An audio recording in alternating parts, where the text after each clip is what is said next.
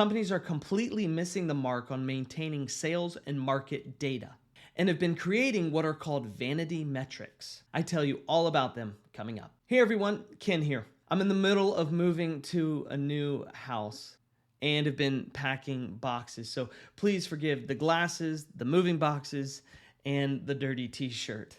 It's crazy the things that accumulate over time. Things I thought were super important that I'm now purging and wondering why I allow them to eat up so much space and time in the first place. I mean, the junk served absolutely no purpose, but despite looking at it literally every day, knowing there was no purpose to it, no value added whatsoever, I kept it around for whatever reason. Companies do this exact same thing with their sales and market data. These data points have a name. No, teach, right here. That would be, I'm sorry, what is not good? Vanity metrics. Darn it! God! These would be metrics that look good on a graph or a report, but are next to useless in actually making an informed decision for the business. Here's a vanity metric for a software company as an example. Let's say a software company wants to report on the total number of trial downloads. What that would mean is generating a number based on the total registrants who downloaded the trial version of a given software. So why is this vanity? Because other than having the total number of people who downloaded the trial, they can't do anything with that data other than to say X number of people downloaded our trial. That's it. No other information comes from that. But for some reason, it's on the report. But here's a bigger problem that comes from that. They often stop there and are content for another couple of weeks until they're left scratching their heads in their next board meeting. The same board meeting where they try to figure out what's happening to their numbers. But because they have a bunch of vanity metrics, they can't quite figure out what it is. That's right, Teach, because of the Venetian matron.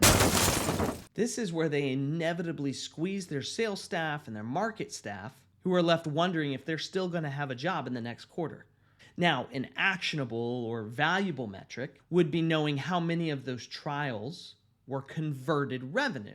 You can actually track that storyline and duplicate it.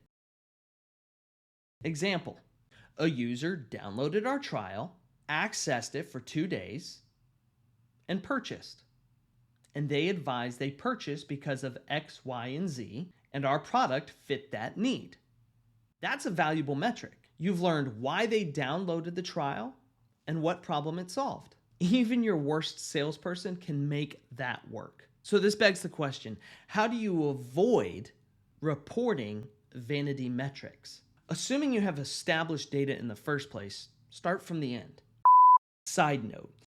A side note for you. If you don't have established data, there will be the need to first mine the data, model the data, and report on the data. There are going to be some steps in here, probably some consulting that's needed before you even begin to start the process of trying to report on data that just doesn't exist. You need to find it first. So before you even get to this step, if your data doesn't exist or it's just bad data, find somebody to give you that help, create it, and then we can go from there. Now let's get back to it. We got to start from the end. What do you want the data to do for you? Not what do you want the data to tell you? Most companies start where, what do you want the data to tell you? That's not the question you want to ask. You need to ask, what do you want the data to do for you? Or even better said, what do you want the data to create in terms of action? What do you want the data to create in terms of action? This is especially true of sales and market data. This is also where stagnancy most often exists because it requires patience if the data did not exist prior or was in a state of disarray. Data, clean data, when studied, should lead to clear and decisive action. Look, your data is no good to you if it doesn't help your customer and duplicate your revenue producing efforts. And according to a 2022 Zippia report, that would entail about 76% of businesses in the US alone. But let me be clear, good data, Clean data is a means to provide an answer that produces an action that creates revenue. Your sales team will not be encouraged by what data tells them. That's not their motivation. So please don't remove the facets of leadership, integrity, honesty, and vulnerability from the human component of your staff because your data now tells you something. Clean up your metrics, make your data clear, lead effectively. Things will change.